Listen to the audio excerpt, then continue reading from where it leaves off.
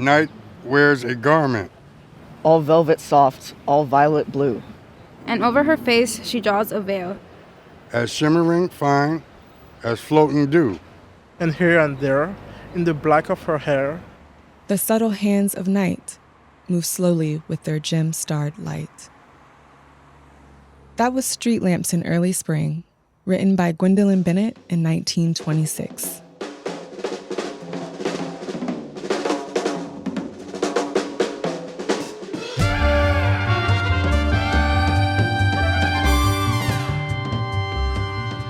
Welcome to Harlem Is Everywhere, brought to you by the Metropolitan Museum of Art.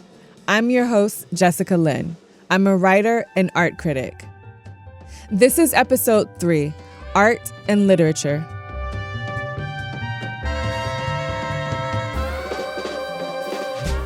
Today, writers like Langston Hughes and Zora Neale Hurston seem fully present in our minds as staples in the canon of American literature.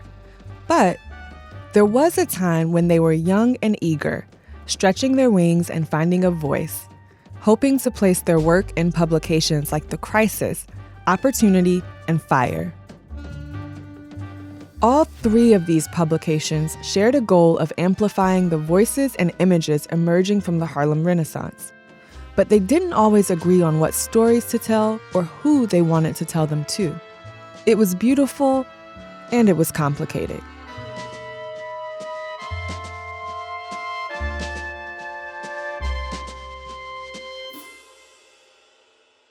There are just too many talented people from this era to cover in one episode.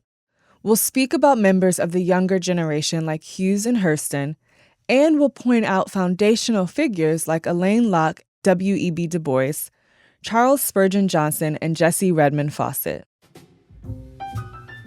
We'll hear from researcher and educator Monica L. Miller.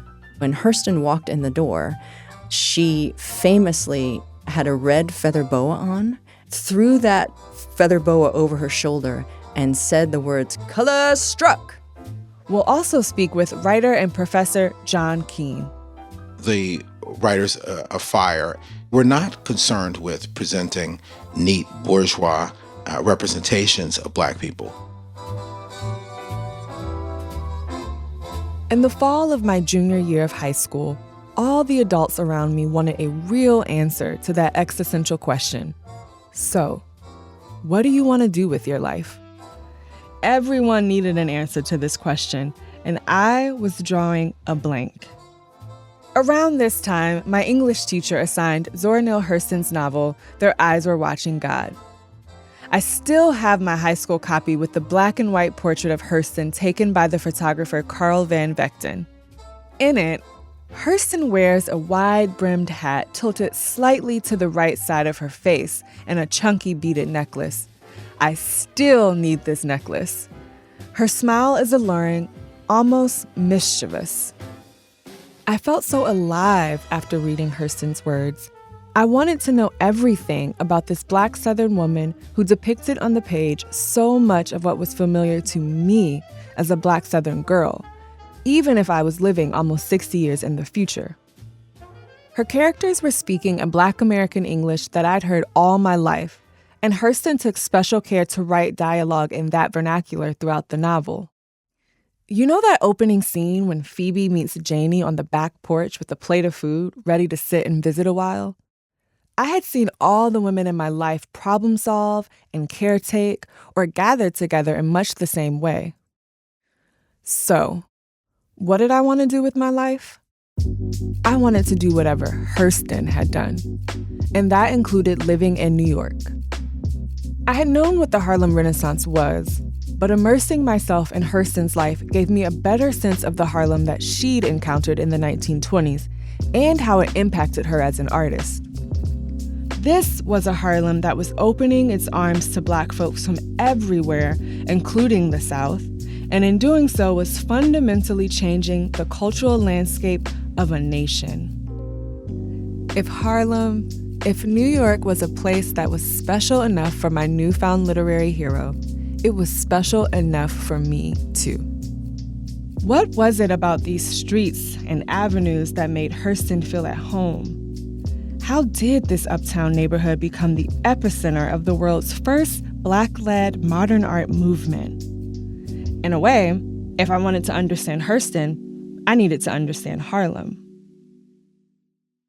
Monica L. Miller is a professor of English and Africana Studies at Barnard College, Columbia University. I teach and research African American literature and cultural studies, as well as Afro-diasporic literature and cultural studies. So my work spans Black identity and culture from the United States into Europe.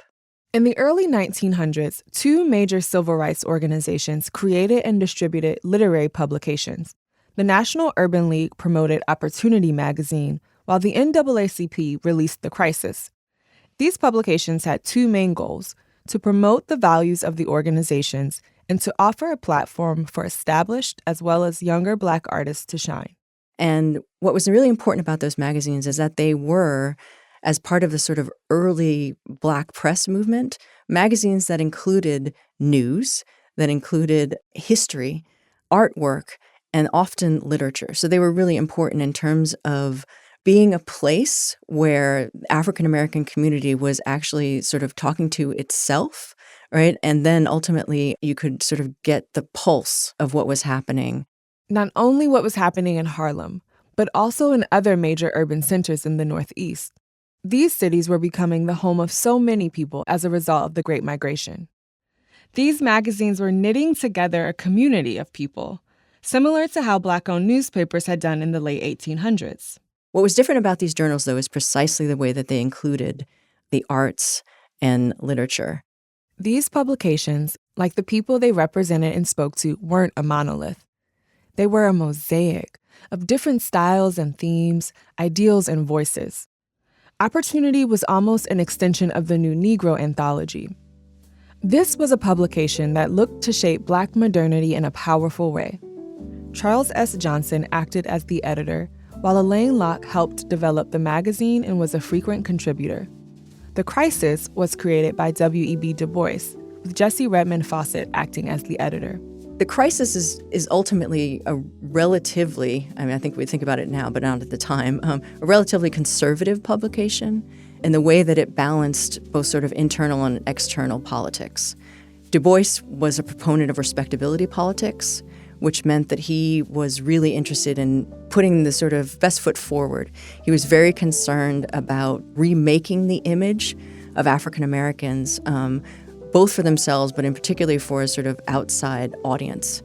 So The Crisis was a magazine that reflected those ideals and ideologies. Each of these publications offered a specific vision of Black modern life. They also represented a certain set of aesthetic and political values. The Crisis is, in relationship to these magazines, the more conservative one. Opportunity is sort of asking a slightly different question, but again, sort of bringing in a definite conversation about modernity. Fire's absolutely the avant-garde one. These differences were also apparent in the styles of illustrations that appeared on the covers. In the exhibition, you'll find examples of The Crisis illustrated by Laura Wheeler Waring. When I look at the cover of The Crisis, what I'm seeing there is this idea about Africa being the sort of classical base for African American art and culture. If Europe has the Greek and Roman past, African America has the African past. So we see Egypt and a kind of Africanized version of Greece, which is really fascinating. The cover of the February 1925 issue of Opportunity by artist Vinote Rice represented a new approach to thinking about West African aesthetics. The cover features an illustration of a traditional mask framed by geometric patterns in yellow and black. We're being asked to think about African America as modern, but almost as modern, sort of being borrowed and in conversation with the way that modernist, capital M, modernist artists had been thinking about and using African aesthetic forms. Fire was something altogether different. The November 1926 cover by Aaron Douglas is of a sphinx and other abstract symbols on a completely Black background. This cover demands attention. Here we're sort of thinking about Africa in an avant-garde way. Like, it's really, we're supposed to be thinking like, oh, this is exciting. This is maybe a little kind of outre. Like, it's exotifying in some ways, but for the purpose of attraction. While Opportunity and The Crisis represented more respectable values on their covers and in their pages, Fire was not at all remotely interested in respectability. It was a place for younger artists to discuss controversial topics like sexuality that the older guard might deem taboo. Here's John Keene. The writers of Fire were not concerned with presenting neat bourgeois representations of Black people. They were interested in, and of course it's to our benefit, presenting a richer and fuller portrait of Black life at that moment. So you get representations of working class and poor Black people. You get representations of the struggles of the Black bourgeoisie. You get overt critiques of racism and white supremacy. You get, for example, with Richard Bruce Nugent, one of the very first works that deals with Black queer sexuality.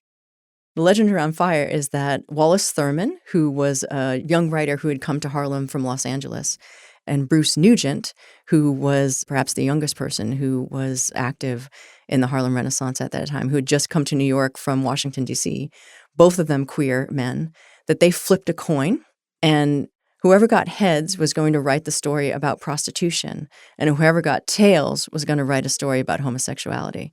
And those were the two stories that they wanted to sort of anchor Fire magazine around, which was going to be and ultimately turned out to be incredibly controversial at the time. The artists and writers of Fire weren't simply trying to find an audience amongst their peers. They represented the interests and ideas of an entire generation. A generation less concerned with signaling middle-class values and more concerned with honest expression.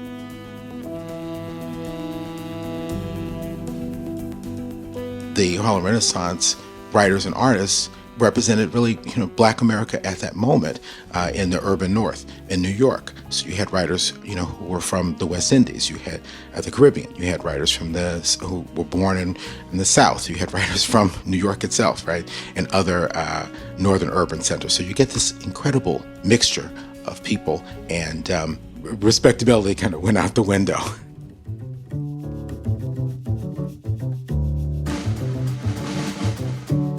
So Fire is for the younger Negro artists who want to, as Langston Hughes said in his essay, The Negro Artist in the Racial Mountain, who want to express themselves freely, and they don't care if Black people like it, they don't care if white people like it, that they're doing it, right, to be, what he said, free within themselves. So Fire is this magazine that includes, just like The Crisis and Opportunity, essays, poetry, artwork, history, but it does it from a decidedly radical point of view.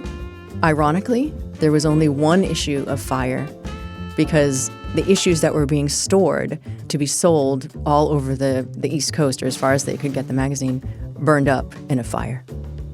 Yes, Fire magazine's life was cut short due to a fire.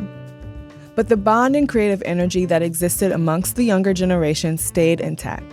The younger group of Negro artists who were part of Fire magazine were all kind of located in an apartment that was rented out by a sort of older woman in Harlem who was really interested in fostering the arts. Her name was Olin Sidney. She rented apartments at a discount to artists. Aaron Douglas lived in this apartment. I think Bruce Nugent lived there on and off. Hurston was there occasionally. Wallace Thurman was there. Langston Hughes was there. So this apartment was a place where that was a salon of the younger Negro artists. Important, though, in that apartment was because of Aaron Douglas and also Bruce Nugent, who were visual artists, the walls were painted by Douglas. There were drawings all over the place that were made by Bruce Nugent. He was the only sort of out gay man in the Harlem Renaissance, so his drawings and artwork were very provocative at the time, a lot of sort of naked bodies and sensual depictions of the African-American body. So they lived in a space that was filled with art, the writers, and the artists lived in a space that was filled with words. The collaborative spirit of these visual and literary artists allowed their mediums to collide, a chance to explore subjects considered scandalous, and to simply let go. John Keene has seen this in his own projects. I've done, I think, 2 books with visual artists, one of whom is also an amazing poet, and one of whom is an amazing photographer. I just did a poster with another wonderful photographer. And I feel like one of the things that I gain is a sense of depth, a deeper appreciation for the other mediums and for the medium I'm working at, right? So working with a visual artist, you come to understand how they see the world, how they see the process of making art, and it informs my own work as a writer. And I believe the reverse is true as well. The other thing, too, I think that I love about collaboration is it involves a certain amount of surrendering of the ego. You have to step back from the I and think in terms of we. How can we create? Which I think is a great spur for creativity. Ultimately, these publications were more similar than they were different. Each was dedicated to promoting the arts and literature of the Harlem Renaissance and the artists central to this movement. And each had important figures behind their success. One of them is Jessie Redmond Fawcett, a novelist, poet, critic, and editor of The Crisis who is sometimes overshadowed by her male counterparts. Fawcett is an incredibly important person in the Renaissance because of the way that she edited that magazine and also solicited work from writers and also encouraged them, like Charles Johnson and Elaine Locke did for the Opportunity Contest, really fostered a kind of literary environment. And ultimately, she and other people were part of many different kinds of salons that were taking place both in New York and also in Washington, D.C. The Crisis and Opportunity not only provided a platform through commissioning artists for cover illustrations, they also sponsored contests for writers. And these contests were important because they not only supported artistic work and recognized it, but they were often the vehicle through which many of the writers that we associate with the Renaissance came to New York. James Mercer Langston Hughes was born in Missouri and grew up in various Midwestern towns. Raised mainly by his maternal grandmother, he developed a love of words early. While in high school, he began to compose the first of a lifetime of short stories, poetry, and plays. In his early 20s, Hughes moved to New York City to attend Columbia University. Around this time, he submitted a poem to The Crisis. It was called The Negro Speaks of Rivers. He'd written it as a teenager on a train crossing the Mississippi River. Writing the poem down on the back of an envelope, it seemed to flow out of him like the waters below. You can almost picture him reading the poem softly, under his breath, as the train headed south. Here's Hughes in his own voice reading The Negro Speaks of Rivers. I've known rivers. I've known rivers ancient as the world and older than the flow of human blood in human veins. My soul has grown deep like the rivers. I bathed in the Euphrates when dawns were young. I built my hut near the Congo and it lulled me to sleep. I looked upon the Nile and raised the pyramids above it. I heard the singing of the Mississippi when Abe Lincoln went down to New Orleans, and I've seen its muddy bosom turn all golden in the sunset. I've known rivers, ancient, dusky rivers. My soul has grown deep like the rivers.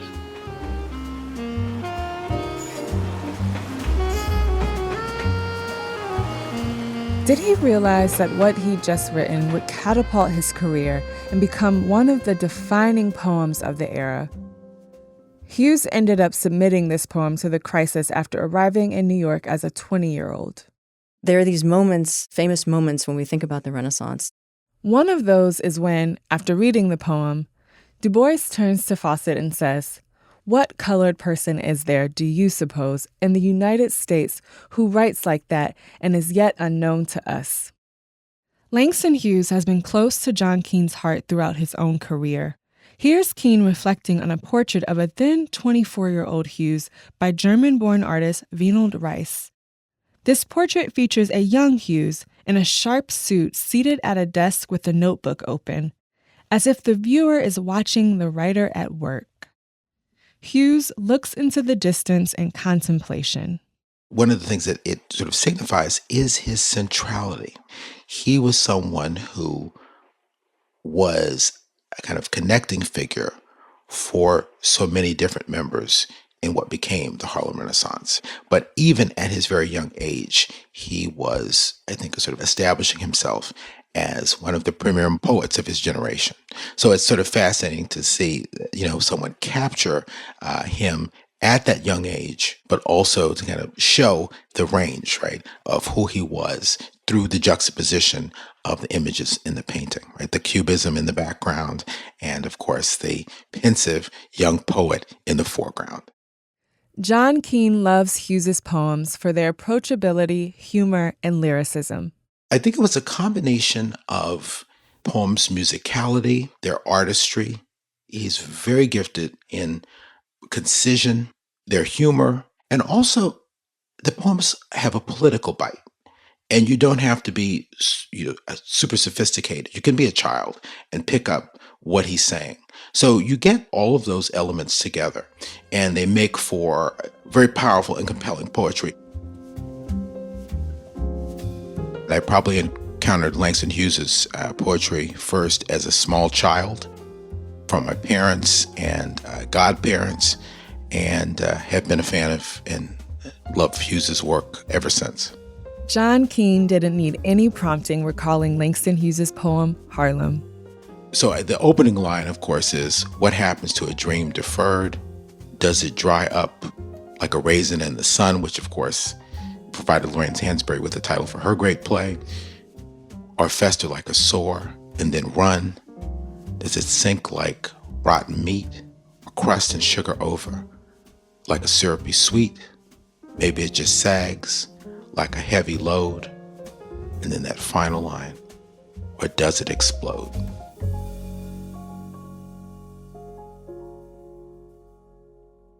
Hughes had caught the attention of Du Bois and Fawcett at the crisis. Meanwhile, Hurston made a splash with the editors of Opportunity. Hurston had previously been published in Opportunity, but in 1925 she entered a short story called Spunk and a play called Color Struck to the magazine's literary contest. She won second place in both categories. Another one of those famous moments in the history of the Harlem Renaissance was at the party celebrating this contest when Hurston made her debut. When Hurston walked in the door, she famously had a red feather boa on, threw that feather boa over her shoulder, and said the words, "Color Struck," which was actually the name of the play that she'd won second prize for. The whole room turned to look at her. She announced her presence in Harlem with that gesture.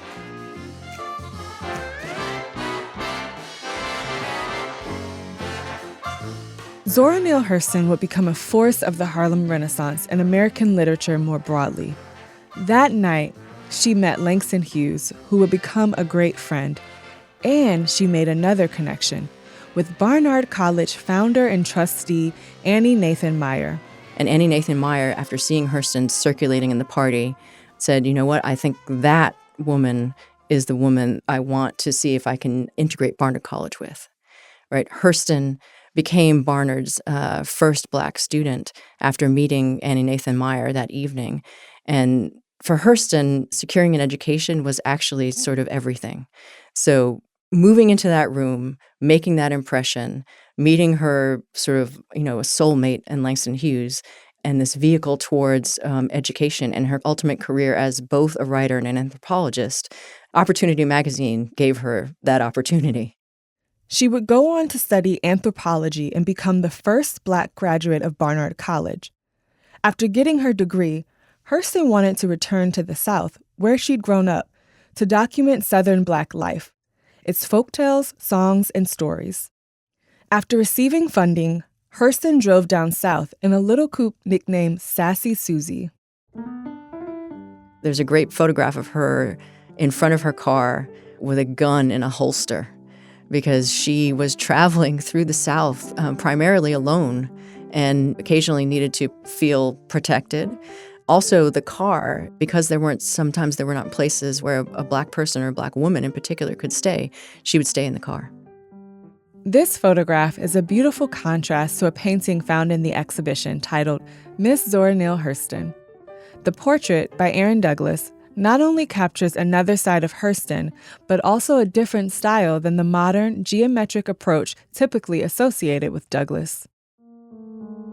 We have Hurston sitting in a chair, and there's a certain kind of dark brownness to the wood. So I'm really interested in the many, many tones of brown that are in the painting.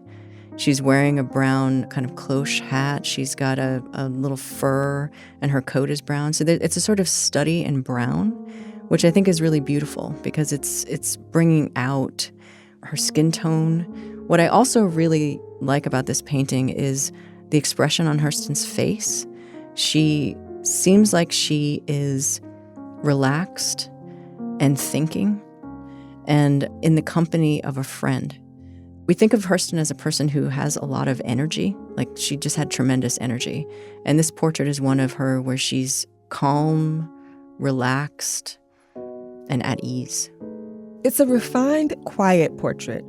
A far cry from Hurston, the pistol-toting, Sassy Susie driving anthropological researcher. During this time, Langston Hughes was also down south. So Hurston was down in the South doing field work, collecting stories and folk songs, trying to sort of study African-American culture in a way that it hadn't really ever been studied before and preserve it. And Langston Hughes was visiting Tuskegee Institute and giving a reading of his poetry. And they kind of got on the road together. And the way that Hurston was traveling is that she was not traveling to universities. She was traveling to, work camps, work sites, small Black communities where she could listen to stories and talk to ordinary Black people about their lives, record their speech, their metaphors. I mean, all of the things that she called the characteristics of Negro expression. So they were really sort of out in smaller communities and rural communities, driving around in Hurston's car. These two writers and their lives embody how the writings of the Renaissance traveled. It wasn't work that only found an audience in the cosmopolitan North.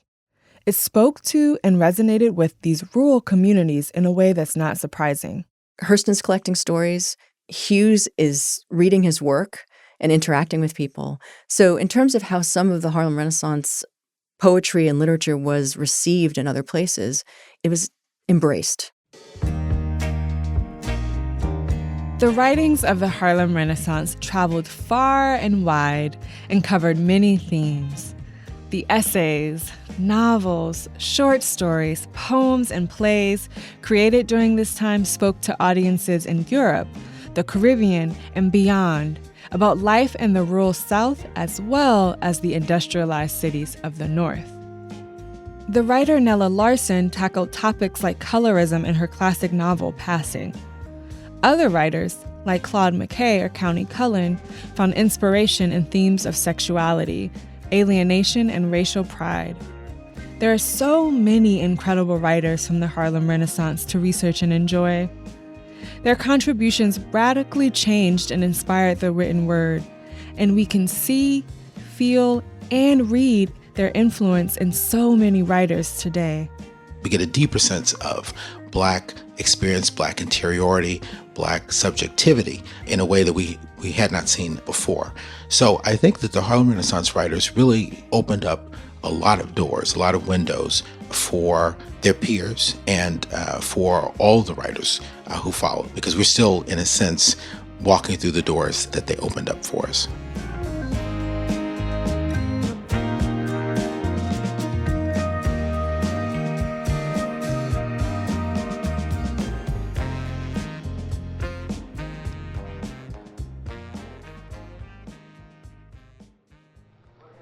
You may leave and go to Harlem Fair, but my slow drag will bring you back. Well, you may go, but this will bring you back. Ah. a bed in the country. You may have had the chance to read Zora Neale Hurston's work as a writer and an author, but I wanted to share something that feels really special to me as a self-identified Hurston fangirl. Here's her singing. Tolo shaker, it's a doggone lie. I'm a backbone breaker, well, you may go, but this will bring you back. Oh, you like There's something about hearing her voice that makes me realize, oh wow, she was a human being with her own emotions and lived experience in singing voice. A hoodoo, a hoodoo, a hoodoo wagon. My heels all popping and my toenails cracking. Well, you may go, but this will bring you back. Harlem Effect, performed by Zora Neale Hurston, is available in the Library of Congress. A big thank you to Monica Miller and John Keene for spending time with us today. Our next episode will focus on the music and nightlife of the Harlem Renaissance. We'll talk about the musicians, the brilliant ballrooms, and the smoky bars and the freedom that people found in challenging conventional understandings of sexuality. Harlem Is Everywhere is produced by the Metropolitan Museum of Art in collaboration with Audacy's Pineapple Street Studios. Our senior producer is Stephen Keene. Our producer is Maria Robin Somerville. Our editor is Josh Gwynn. Mixing by our senior engineer, Marina Pais. Additional engineering by senior audio engineer, Pedro Alvira. Our assistant engineers are Sharon Bardales and Jade Brooks. I'm your host, Jessica Lynn. Fact-checking by Maggie Duffy. Legal services by Crystal Tupia. Original music by Austin Fisher and Epidemic Sound. The Met's production staff includes producer Rachel Smith, managing producer Christopher Alessandrini, and executive producer Sarah Wombold. This show would not be possible without Denise Morell, the Merrill H. and James S. Tisch Curator at Large and Curator for the Harlem Renaissance and Transatlantic Modernism Exhibition. Research Associate is Tiara Brown. Special thanks to Inka Drogemuller, Douglas Hegley, Skyla Choi, Isabella Garces, David Raymond, Ashley Saab, Tess Solak-Kale, Gretchen Scott, and Frank Mondragon. Asha Saluja and Jayanne Barry are executive producers at Pineapple Street. Support for this podcast is provided by Bloomberg Philanthropies.